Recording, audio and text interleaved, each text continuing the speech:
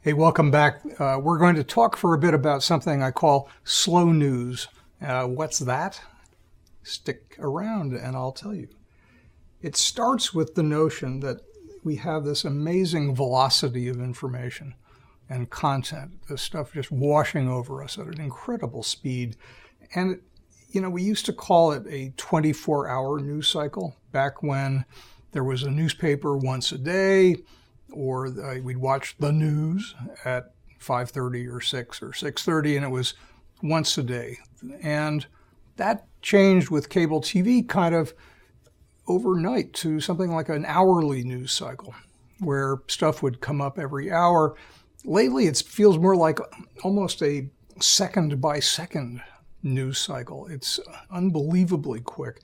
That results in some pretty strange stuff, partly because of competition in media, partly because people put stuff out there before they know if it's true or not. So the marathon bombing in Boston several years ago was a perfect example of incredibly wrong information being spread around at an incredibly fast rate.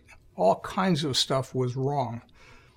And in this high-speed environment, things on social media move at pretty fast rates too, and here's an example. So there was a shooting at Los Angeles airport several years ago, and NBC, as you see here, put out a tweet saying that gunmen had been killed.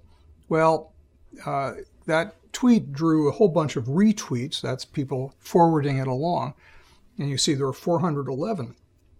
But the thing that happened then was that if you look and see when they withdrew the incorrect tweet, there were 158 retweets of the correction.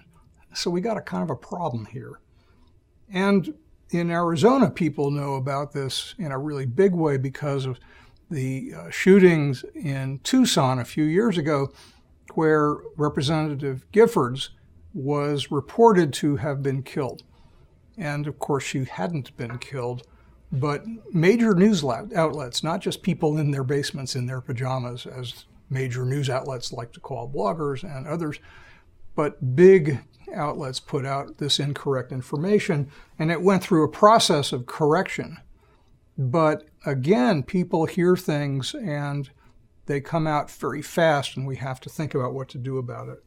Go back a few more years to one of the really ridiculous examples of this fast news process was, if you remember, the balloon boy, the kid supposedly in a balloon over Colorado that was sailing around without any way to control it.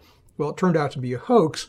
And my friend Clay Shirky said, I think perfectly, I'll actually read this. I don't like reading slides, but I'll read this one. The runaway balloon drama illustrates two things. Fact-checking is way down, and after the fact-checking is way up. Good point.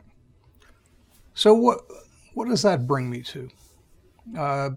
If you've ever heard of an expression called slow food, kind of a reaction against the fast food movement, the idea of getting stuff from farm to table, taking our time in the cooking, eating, a whole way of doing things with food that is the absolute opposite of fast food. I'd like to think about doing slow news. And the idea of slow news is really simple. It's take a breath. When you hear something that's breaking news, going back to our discussion of skepticism early on in the course, I think what we should do is just take a breath. That's part of being skeptical, but the closer it is to a breaking news event in time, the less I tend to believe things, the more skeptical I tend to be. I take a lot of deep breaths when I see things on Twitter, for example. And a scientist friend of mine once said that he puts all news about science in the popular press.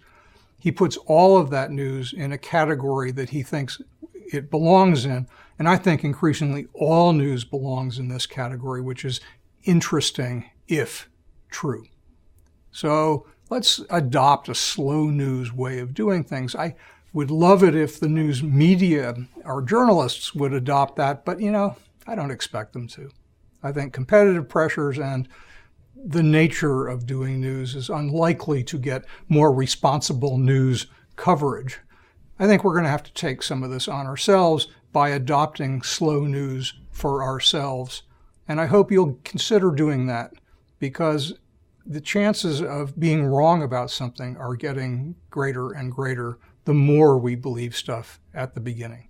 So, thanks and onward.